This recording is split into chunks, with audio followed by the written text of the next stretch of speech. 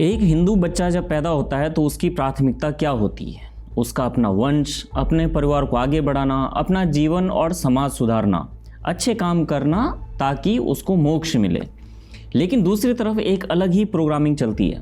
भाईजान लोगों में बच्चा जन्म लेते ही अपना टारगेट लेकर के आता है और वो टारगेट होता है आफ्टर लाइफ यानी जन्नत।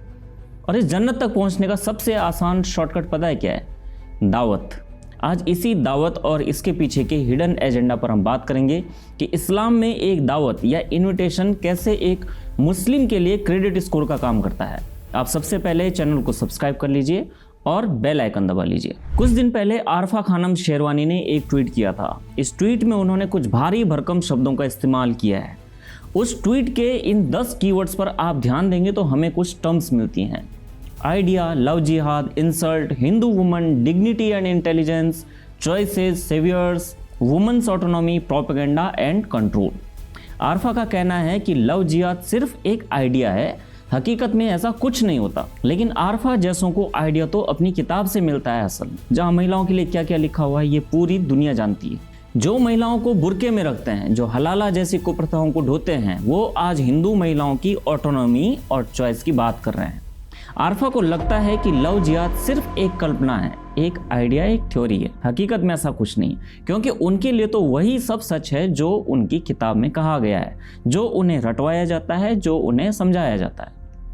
क्या हिंदू महिलाएं इतनी मूर्ख होती हैं कि उन्हें कोई भी फंसा लेता है?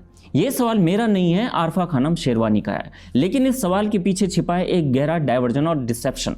आरफा ने इसे हिंदू महिलाओं की डिग्निटी से जोड़ने की कोशिश की है, लेकिन असल में ये उनकी एग्जिट स्ट्रेटेजी है। सवाल ये है कि आरफा अचानक ट्विटर पर ये सब ज्ञान क्यों बांटने लगी हिंदू महिलाओं को लेकर के। इसके पीछे एक बहुत गहरा फर्क है। हिंदू अपना ये वर्तमान जीवन सुधारना चाहता है, लेकिन वहाँ दूसरी साइड बचपन से ही जन्नत का सपना बार बार बोया जाता है, उसको रटाया जाता है, उसको घिसा घिसा करके उसकी ब्रेन, उसकी बुद्धि में इस शब्द को डाला जाता है। और जन्नत जाने का सबसे आसान रास्ता है दावत, दवा। यहाँ दावत का मतलब किसी बिरयानी पार्टी से नहीं है। यानी अगर मैं आपको कह रहा हूँ कि मैं आपको दावत दे रहा हूँ तो ये किसी पार्टी का इन्विटेशन नहीं है, ये आपको इस्लाम में कन्वर्ट करने का इन्विटेशन है। ये अरबी शब्द दवा से आया है, जिसका सीधा मतलब है इन्विटेशन टू इस्लाम। जाकिर नायक जैसे कट्टरपंथी स्कॉलर खुलेआम कहते हैं कि अगर आप किसी एक को भी इस्लाम में ले आए तो जन्नत आपका रास्ता एकदम स्मूथ और पक्का हो जाता है, वहाँ का आपका टिकट। मुस्लिम इंटरनेट पर सबसे ज़्यादा क्या सर्च करते हैं? जन्नत कैसे मिलेगी। यूट्यूब पे यही वीडियोस भरे पड़े हैं। इसे आप कोई मजहबी क्यूरियोसिटी समझने की भूल भी मत करना, क्योंकि असल में ये एक्शन प्लान होता है उनका। आरफा ने ये ट्वीट अभी क्यों किया? क्योंकि उनके पास टीसीएस वाले केस का कोई जवाब नहीं बचा हुआ है। वहाँ तो सब अच्छी नौकरी पर थे, पढ़े लिखे थे, फिर भी वो दावत दे रहे थे, हिंदू महिलाओं को कन्वर्ट कर रहे थे। जब पकड़े गए तो आरफा ने ध्यान भटकाने के लिए सीधा हिंदू महिलाओं को ही मूर्ख कह दिया। हाँ, हम मानते हैं कि हिंदू महिलाएं सरल होती हैं, भोली भाली होती हैं, शायद इसलिए आप उन्हें मूर्ख कह रही हैं, क्योंकि हमें सिखाया गया है कि सब समान हैं और सभी पर भरोसा करो। हिंदू भरोसा करते हैं और आरफा के रिश्तेदार, उसके भाई बंद उस भरोसे का फ़ायदा उठाते हैं। और वो ऐसा क्यों करते हैं? वो ऐसा करते हैं इस्लाम के थियोलॉजिकल इंजन के लिए, और ये इंजन है माले गनीमत का। ये वो चीज़ है जिसका जिक्र आरफा कभी नहीं करेगी। जन्नत पाने के लिए कुछ ऐसे काम बताए गए हैं जो गैर मुस्लिमों के खिलाफ क्रेडिट स्कोर करने का काम करते हैं। आरफा ने हिंदू औरतों को बेवकूफ़ तो बता दिया, लेकिन क्या कभी माले गनीमत पर उसने कुछ बोला है? कुरान के हिसाब से आरफा की किताब के अनुसार वो हर महिला जो मुस्लिम नहीं है वो उनके लिए माले गनीमत है, युद्ध में लूटा गया सामान। तेरी औरतें साले माले गनीमत हरामगाह में कोड़ियों के भाव में बेचूं। इसमें न कोई इमोशन है, न कोई प्यार है, न कोई लगाव है। ये सिर्फ बदला लेने और अपना जन्नत का रास्ता खोलने का एक जरिया है, एक टूल है। वो देखता है कि जन्नत कैसे मिलेगी। You will never question to Allah. You will only thank Allah. You will never desire to go to Jannat al-Firdaus. By looking at the state of the Jahannam, you will only be thanking for the rest of your time in Jannah and you will be very happy. इस जन्नत को हासिल करने के लिए उसे जो कुछ बताया गया है वो ताउम्र वही काम शिद्दत के साथ करता है। इस जन्नत को हासिल करने के लिए उनके पास एक रिवॉर्ड सिस्टम है जिसे हसनात कहा जाता है। इसे आप एक तरह से स्पिरिचुअल क्रेडिट स्कोर की तरह समझिए। इन स्कोर का एक हिस्सा ही माले गनीमत भी है। प्यू रिसर्च सेंटर का डेटा देखिए, अफगानिस्तान और पाकिस्तान इस्लामी देश हैं, आपने देखा ही होगा। अफगानिस्तान में 96% और पाकिस्तान में 85% मुस्लिम दूसरों को अपने मजहब में लाना अपनी बेहद ज़रूरी ड्यूटी मानते हैं।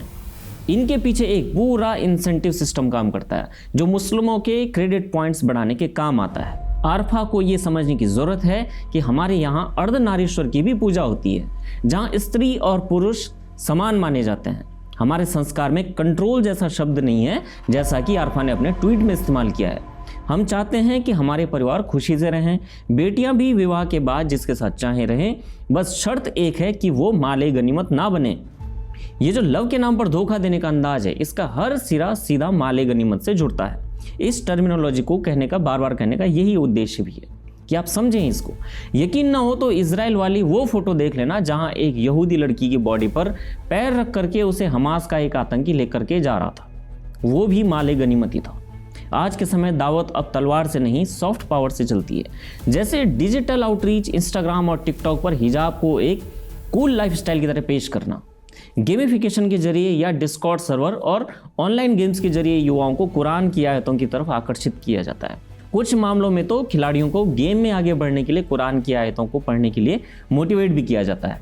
फिर कैफ़े दावत है, कैफ़े दावा, यानी अनऑफिशियल मुलाकातों और दोस्ती के जरिए धीरे धीरे तौहीद की तरफ ले जाना, एकेश्वरवाद की तरफ। जैसे इस्लाम में तौहीद का कंसेप्ट है। हमारे कई देवता हैं, हमारे एक देवता नहीं, हम कई देवताओं को पूजते हैं। वैसे इस्लाम में एक ही है, एकेश्वरवाद। ये सब जन्नत आसानी से हासिल करने के टूल्स हैं।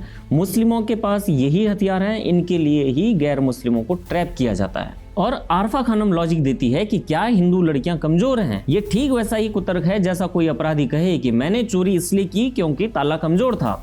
इसे थेथरी कहते हैं। अगर हम आरफा का लॉजिक मान लें तो रेप जैसे जघन्य अपराधों के लिए भी पीड़ितों को ही दोषी ठहराया जाएगा। आरफा जैसे होशियार आकर के कह देगा कोई कि क्या वो महिला इतनी कमजोर थी कि खुद को प्रोटेक्ट नहीं कर पाई और महिलाएं कमजोर हैं, ये लॉजिक तो फिर हर क्रिमिनल माइंड लगाने लगेगा कि किसी महिला का रेप कर दिया गया क्योंकि वो मजबूत नहीं थी। आरफा की डेफिनेशन के अनुसार जॉब का लालच दे करके रेप किया जाएगा, महिलाओं का कन्वर्जन किया जाएगा और फिर एंड में कहा जाएगा कि क्या वो महिला इतनी कमजोर थी कि वो इस झांसे में आ गई, क्या उसके पास बुद्धि नहीं थी। आरफा का लॉजिक। आरफा जब जेंडर डिग्निटी की बात करती है तो उन्हें ये महिलाएं क्यों नहीं दिखती हैं जो सर से पैर तक बुर्के से ढकी हुई हैं। मलाला जैसी नोबेल अवार्ड विनर भी उस बुर्के की पहचान से बाहर नहीं निकल पाती हैं। आपने उसका लिबास नोटिस किया होगा। सवाल अक्ल का नहीं, सवाल इरादे और इंटेंशंस का है। आरफा ऐसा करके दरअसल अपराधियों को एक शील्ड दे रही है ताकि वो अपने मजहब यानी इस्लामी धर्मांतरण के काम को पूरा कर सकें और जन्नत जाने का अपना रास्ता आसान कर सकें।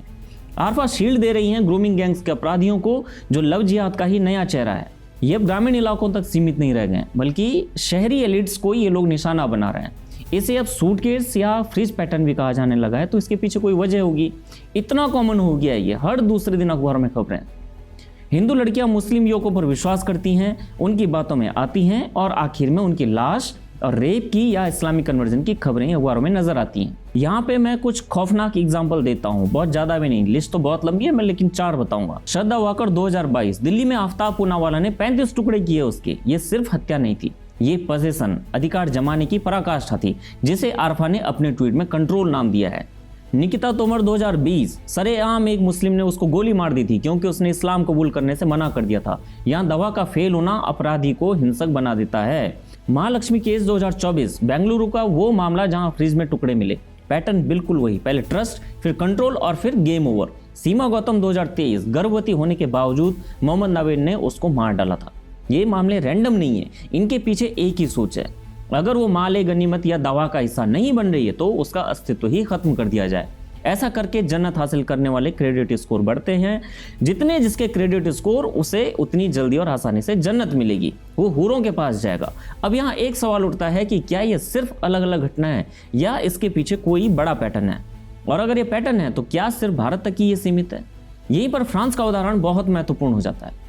फ्रांस की सरकार ने अपनी फाइंडिंग्स में देखा कि मुस्लिम ब्रदरहुड जैसे संगठन यूनिवर्सिटीज और सिस्टम में घुसपैठ कर रहे हैं। वो वोकिज्म और इस्लामोफोबिया के नैरेटिव को ढाल बनाकर राज्य की एकता को तोड़ रहे हैं। फ्रांस ने इस खतरे को देखते हुए अब तक 700 से ज्यादा संस्थानों को बंद कर दिया है और करोड़ों की संपत्ति जब्त की है। आरफा की नजरों में फ्रांस की सरकार भी या तो संघी है या फिर उनको अक्ल ही नहीं है, क्योंकि पैटर्न तो वही है। पहले आइडिया कहकर के समस्या को डिसमिस करना, फिर इस्लामोफोबिया का लेबल लगा करके हर सवाल को दबाना, विक्टिम खेलना और धीरे धीरे उसी नैरेटिव को इंस्टीट्यूशंस में नॉर्मलाइज कर देना। अब भारत को देखिए, यहाँ भी जब लव जिहाद या धर्मांतरण की बात आती है तो सबसे पहले जवाब क्या आता है? ये सब एक कल्पना है, सिर्फ आइडिया है। ठीक वही लाइन जो फ्रांस में सालों तक दोहराई गई। फिर दूसरा स्टेप आता है, जो सवाल उठाए उसे हेट या प्रोपेगेंडा कह करके साइलेंस कर दो।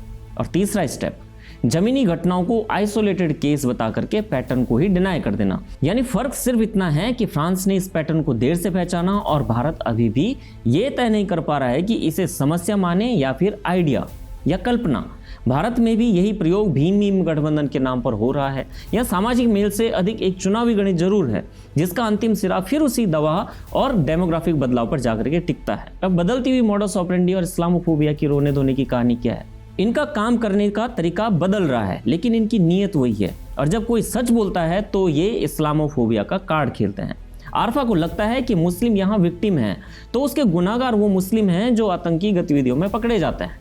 पहलगाम से लेकर के अल-फलाह, सिर्फ पिछले 1 साल की अगर मैं कहानी कहूँ, रेड फोर्ट से लेकर के लव जिहाद और अब TCS के क्रिमिनल्स तक, लिस्ट बहुत लंबी है। हर दिन है, हर सप्ताह है, हर महीने अखबारों में।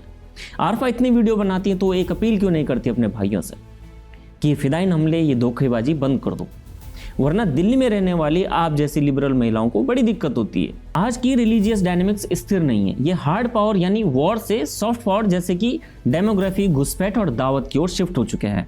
आरफा जैसे लोग जब विक्टिम ब्लेमिंग करते हैं तो वे उसी बड़े सिविलाइजेशनल पॉपुलिज्म का हिस्सा होते हैं जो समाज को, हिंदुओं को खोखला कर रहा है।